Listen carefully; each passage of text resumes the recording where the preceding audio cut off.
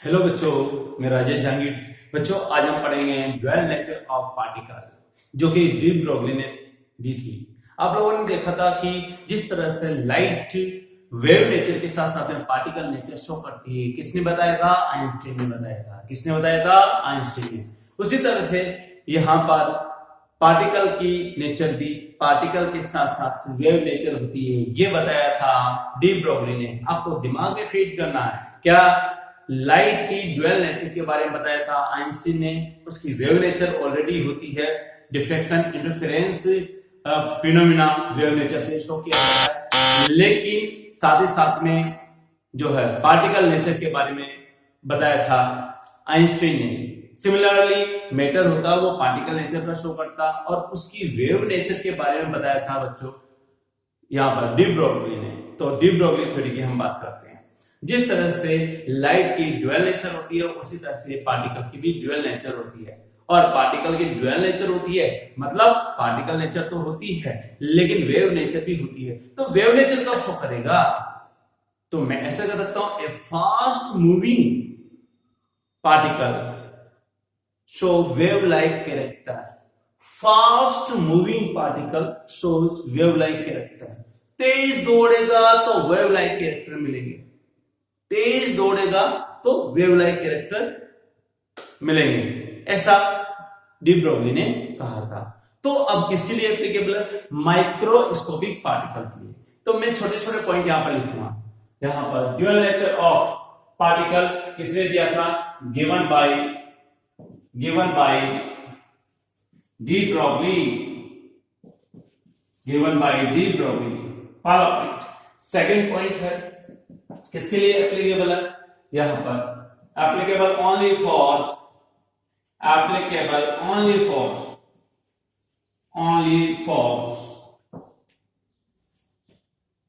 Microscopic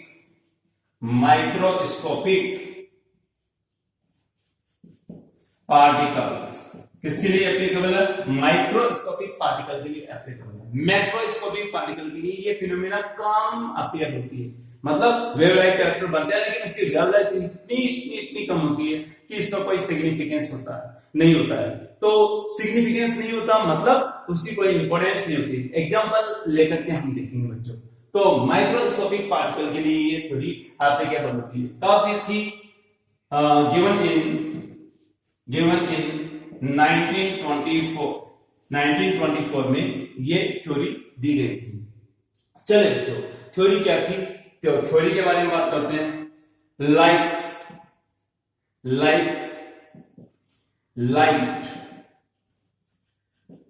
particles also shows wave-like characters. Wave-like characters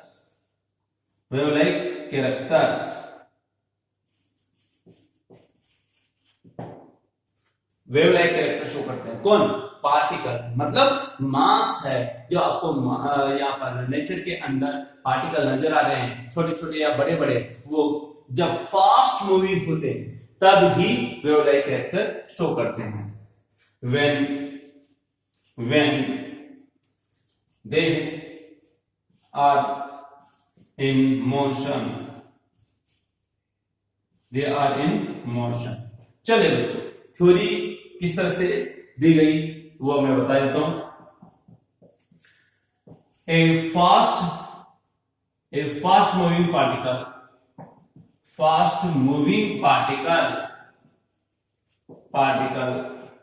shows wave like characters।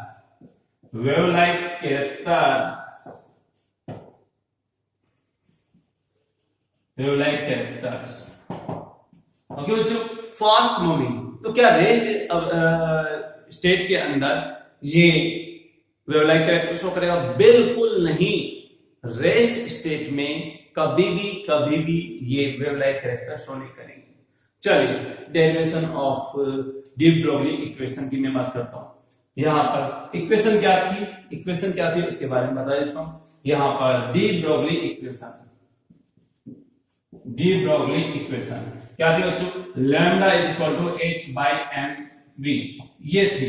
यहाँ पर lambda wavelength है, lambda क्या wavelength है, m mass of particle, v velocity of particle, h Planck constant.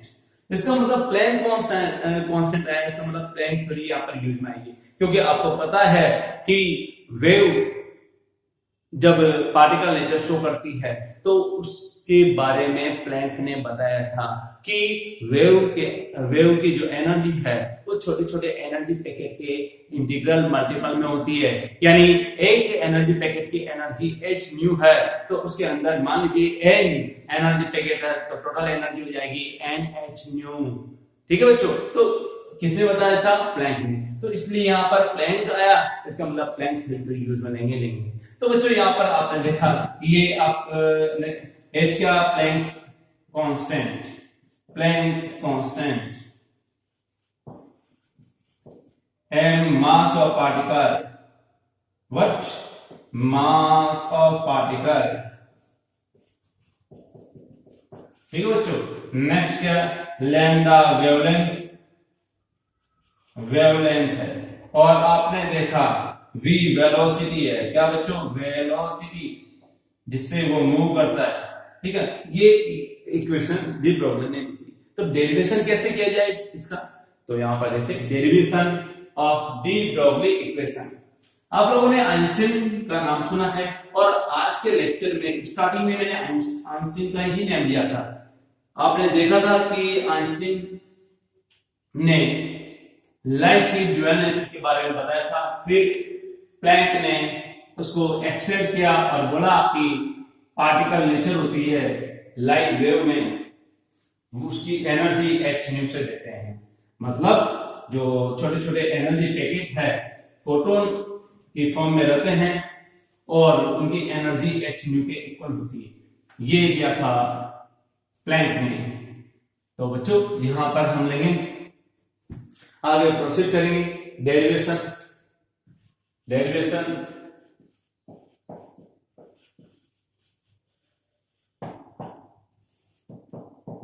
Derivation कैसे करेंगे यार, देखो बच्चों, अकॉर्डिंग टू आइंस्टीन, क्योंकि आइंस्टीन ने सबसे पहले बताया था और आपने देखा कि यहां पर फास्ट मूविंग अगर इलेक्ट्रॉन होगा तो डेफिनेटली उसमें कुछ न कुछ एनर्जी होगी, फास्ट मूविंग फोटोन होगा तो उसमें कुछ न कुछ एनर्जी होगा।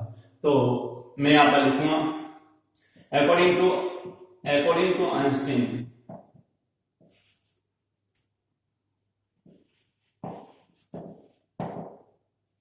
E इक्वल टू mc², यानी मास को एनर्जी में हम कन्वर्ट कर सकते हैं और यही एनर्जी मास को एनर्जी, मास जहां पर भी आएगा पार्टिकल नेचर आ जाएगी। ठीक है बच्चों, और उसको एनर्जी में हम कन्वर्ट कर सकते हैं, मतलब उसकी जो एनर्जी वो फोटोन की एनर्जी के इक्वल होगी। एंड अकॉर्डिंग टू प्लैंक, क्या होगा बच्चों, या Planck's theory, E equal to क्या होगा बच्चों, यह h न्यू और मैं आगे लिखता हूं hc/λ। ये दोनों इक्वेशन की अगर मैं बात करता हूं, एक पर्टिकुलर मास है उसको एनर्जी में कन्वर्ट किया जाएगा तो उसकी एनर्जी होगी और वो एनर्जी फोटोन की एनर्जी के इक्वल होगी। दोनों ही एक ही सब्सटेंस के लिए क्या होगा, सेम होगा। तो from equation first and second के लिए क्या होगा, यहाँ पर देखिए बच्चों दोनों सेम होगी। यहाँ पर मैं लिखूंगा mc² क्या होगा, यहाँ hc/λ, c से c यहाँ पर कैंसिल हो गया, मैं लिखूंगा mc क्या होगा बच्चों, h/λ। लेकिन आपने देखा पार्टिकल की जो वेलोसिटी v होती है और यहाँ पर c है, लाइट की वेलोसिटी है, लाइट की वेलोसिटी से पार्टिकल मूव नहीं करता, तो मैं इसको किससे रिप्लेस करूंगा, पार्टिकल की वेलोसिटी से। If velocity of particle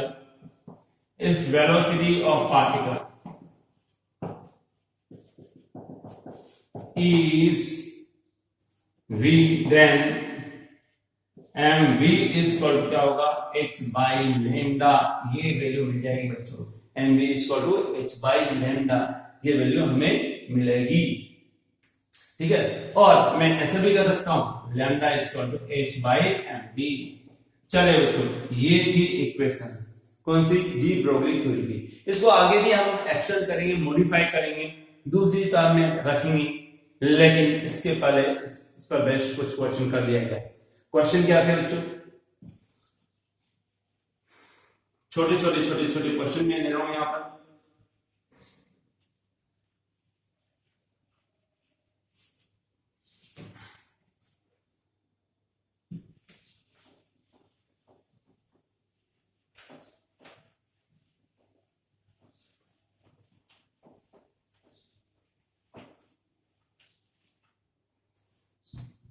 question क्या है बच्चों? If an electron is moving with 6.626 into 10 to the power 6 meter per second velocity, find the wavelength associated with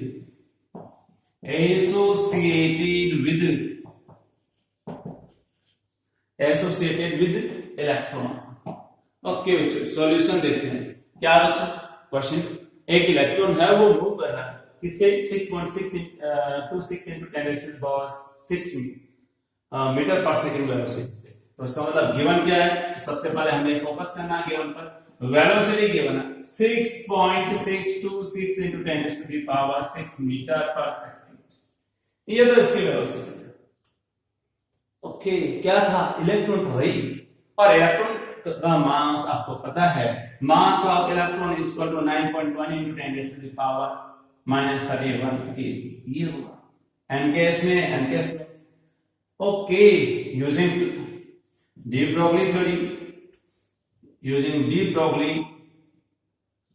theory और उससे मिलने वाली इक्वेशन, डी ब्रोगलीज इक्वेशन क्या होगी? इक्वेशन भैया lambda is equal to h/mv। रख दो यार, लैम्डा की वैल्यू निकालनी है मुझे। लैम्डा की वैल्यू निकालनी है तो लैम्डा h की वैल्यू आपको पता है, h की वैल्यू प्लैंक कांस्टेंट के इक्वल होती है बच्चों। तो मैं यहां पे लिखूंगा यानी lambda is equal to h की value 6.626 into 10 to the power -34 divide by mass 9.1 into 10 to the power -31। Okay, kg में कोई दिक्कत नहीं है, यहाँ पर एमकेएस सिस्टम में है।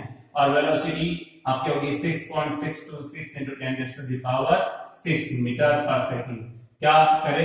इससे तो ये कैंसिल हो गया यार। ओके, ये ऊपर जाएगा तो क्या आएगा? -3 आएगा। तो lambda is equal to 10 to the power -34 plus 31 minus ये पावर 6 के पावर ऊपर जाएगी, 6 के पावर ऊपर जाएगी तो क्या होगा? यहाँ पर आपका होगा -6 डिवाइड बाय 9.1। लैम्डा की वैल्यू निकाल लो भाई, कितना होगा? यहाँ पर 3 और ये 6 9, तो 10 to the power -9 divide by 9.1। Okay, कितना? 1.1 into 10 to the power -10 metre. Angstrom के टर्म में रखोगे तो 1.1 एंगस्ट्रॉम, यानी इसकी जो वेवलेंथ होगी वो इतनी होगी। अगर इलेक्ट्रॉन की वेलोसिटी इतनी जिससे वो मूव कर रहा है, तो ऐसी सिचुएशन में बच्चों उससे एसोसिएटेड वेलोसिटी होगी, उसकी वैल्यू ये होगी। ओके बच्चों, मैं ऐसा कर सकता हूं। तो आप देखिए यहां पर नेक्स्ट छोटा सा एक क्वेश्चन और लेते हैं हम।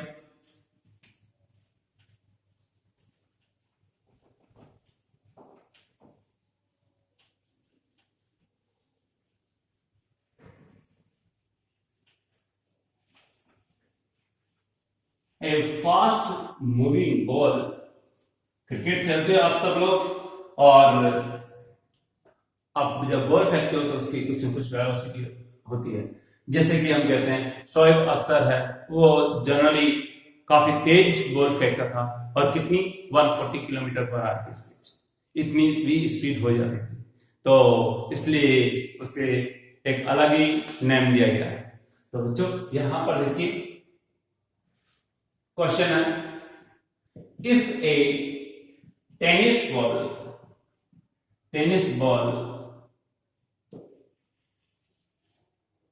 tennis ball is moving with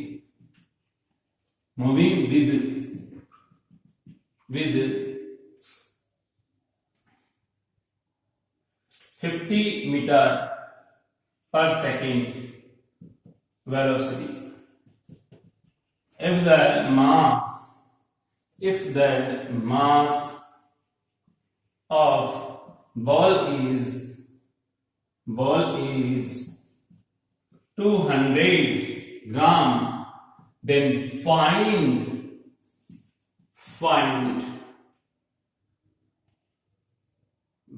associated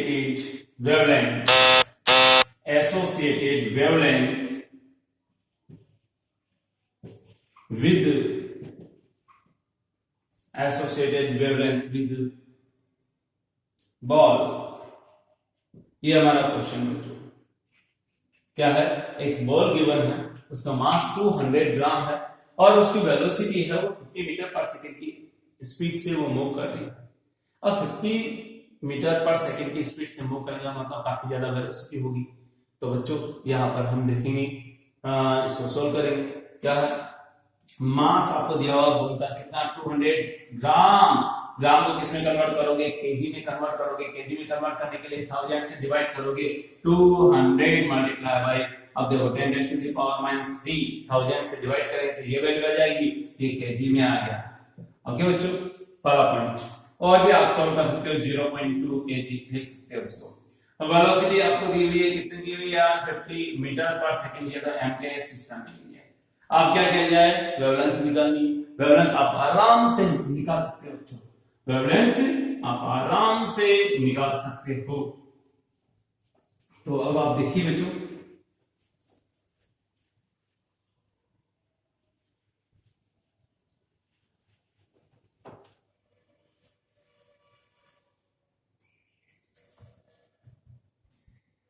ये आपका हो गया velocity. Now lambda, we know that lambda is equal to क्या होगा बच्चों, h by mv। h Planck constant है और क्या होगा, m मास है, v क्या वेलोसिटी है। अब h प्लैंक कांस्टेंट है, वैल्यू रखो ना, क्या वैल्यू होगी इसकी, 6.626 into 10 to the power -34। Okay, कि जूल सेकंड इसकी यूनिट होती है, उसमें आराम से रख सकते हो। एमकेएस में उसकी यूनिट है। मास कितना बच्चों इसका, यहाँ पर 0.2 है और हम देखेंगे यहाँ पर जो वेलोसिटी है 50 है बच्चों। क्या है, 50 मीटर पर सेकंड। रख दीजिए यार, जब इसको इससे सोल्व करेंगे तो क्या वैल्यू आ रही है, आप देख सकते हो कि ये जो वैल्यू आएगी 10 आ जाएगी। कितनी, 10, यानी 6.626 into 10 raised to the power -34 divide by, इसको इससे मल्टीप्लाई करेंगे तो 10 आएगा, और 6.626 into 10 raised to the power -35 metre. Lambda की वैल्यू इतनी कम है कि ये हमारे जो लाइट स्पेक्ट्रम है उससे भी इसकी वैल्यू काफी कम है, मतलब ये उस रेंज में नहीं आता।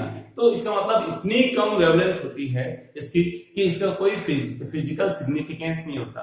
इसलिए मैक्रोस्कोपिक पार्टिकल के लिए जो डी ब्रोगली वेवलेंथ है वो सिग्निफिकेंस नहीं रखती है, कोई मीनिंग नहीं रखती है, कोई मतलब ही नहीं है। क्यों, क्योंकि इतनी कम जो वेवलेंथ है 10⁻⁵ मीटर की रेंज की वेवलेंथ है और वो इतनी कम है कि कोई मतलब नहीं बनता।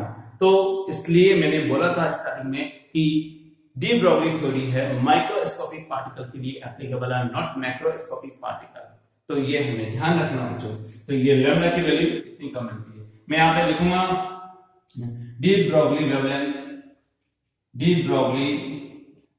वेवलेंथ या थ्योरी भी कर सकता हूं, theory is not applicable, is not meaningful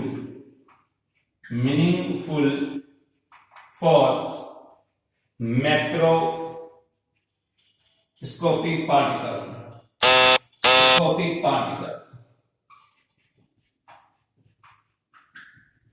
इसके लिए एप्लीकेबल नहीं है। एक क्वेश्चन और लेते हैं।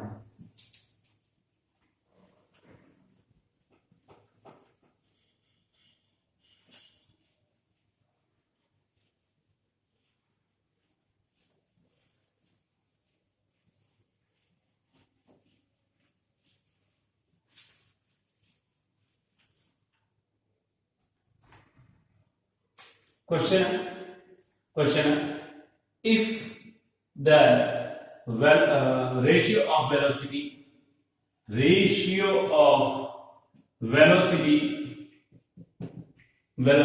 of electron and proton is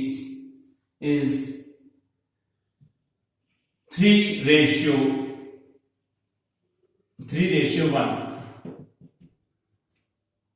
then find the ratio of de Broglie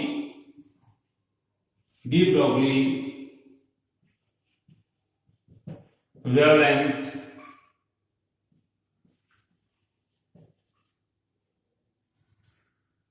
of electron and proton.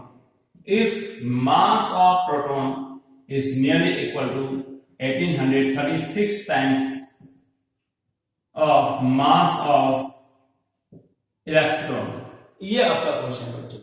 आपको क्या दिया हुआ, इलेक्ट्रॉन एंड प्रोटॉन की वेलोसिटी का रेशियो दिया हुआ 3:1 एंड आपको जो है डी ब्रोगली वेवलेंथ का रेशियो फाइंड आउट करना, जबकि इनके मास का रेशियो ये दिया हुआ है। चलो बच्चों स्टार्ट करते हैं। यहां पर डी ब्रोगली थ्योरी से बनने वाली इक्वेशन लैम्डा =h/mv होता है। ये जो इक्वेशन है एक बार इलेक्ट्रॉन के लिए अप्लाई करेंगे और दूसरी बार हम अप्लाई करेंगे किसके लिए, प्रोटॉन के लिए। चलिए सॉल्यूशन की बात करते हैं, ठीक है क्या बच्चों, सॉल्यूशन। चलिए स्टार्ट करते हैं। फॉर इलेक्ट्रॉन के लिए रखो, यहां पर हम रख सकते हैं जो है लैम्डा इलेक्ट्रॉन h/m, m ये E और यहाँ पर V ये आपका हो जाएगा बच्चों लैम्डा E h/mEVE, ये वैल्यू होगी पहली equation. Second for proton lambda P h/mPVP, इस तरह से लिख सकते हैं ये इक्वेशन सेकेंड। हमें चाहिए इलेक्ट्रॉन एंड प्रोटॉन की वेवलेंथ का रेशियो, यानी फर्स्ट बाय सेकंड करना पड़ेगा। Equation first by equation second, क्या बच्चों, equation first by equation second. First को सेकंड से डिवाइड करना, रखिए फर्स्ट कौन सी, ये वाली, सेकंड कौन सी, ये वाली। Lambda E by lambda P equal to क्या होगा, h/mEVE डिवाइड बाय क्या होगा, h/mPVP। ओके h से h कैंसिल हो जाएगा, यहां पर फिर lambda P is equal to हो जाएगा mp, ये ऊपर की तरफ आ जाएगा बच्चों, mPVP divide by mPVE। Okay क्या है, यहां पर दिया हुआ mass of proton 1836 times of me दिया हुआ, रख दीजिए यहां पर क्या वैल्यू आएगी 1836 आपका हो जाएगा me, और Vp वेलोसिटी का रेशियो क्या दिया हुआ इलेक्ट्रॉन एंड प्रोटॉन की। यहां पर मैं ऐसे कर सकता हूं कि इलेक्ट्रॉन की वेलोसिटी 3 टाइम्स है किससे, प्रोटॉन की वेलोसिटी से। तो Vp यहां पर दिया हुआ, तो Vp यहां पर दिया हुआ, तो इलेक्ट्रॉन की वेलोसिटी 3 टाइम्स होगी प्रोटॉन की वेलोसिटी से, 3 टाइम्स यानी 3 मल्टीप्लाई बाय P, 3 टाइम्स मतलब 3 मल्टीप्लाई बाय P यहां पर रख दूंगा। ओके यहां पर मास ऑफ इलेक्ट्रॉन, ये से ये कैंसिल हो गया, Vp से Vp कैंसिल हो गया, 3 से इसको डिवाइड कर दोगे ये 6 आ जाएगा। ओके 1 2 ये वैल्यू आएगी, यानी lambda E by lambda P की जो वैल्यू मिलेगी वो 612, दोनों का रेशियो ये रहेगा 612/1, ऐसा मैं कर सकता हूं। इस तरह से बच्चों यहाँ पर डी ब्रोगली थ्योरी पर बेस्ड इनिशियल लेवल के क्वेश्चन हम सॉल्व कर सकते हैं। इससे आगे के लेवल के क्वेश्चन जहां पर वोल्टेज से इलेक्ट्रॉन को या माइक्रोस्कोपिक पार्टिकल को एक्सेलरेट करेंगे और उसकी जो वेलोसिटी या पोटेंशियल डिफरेंस को फाइंड आउट करेंगे। Thank you.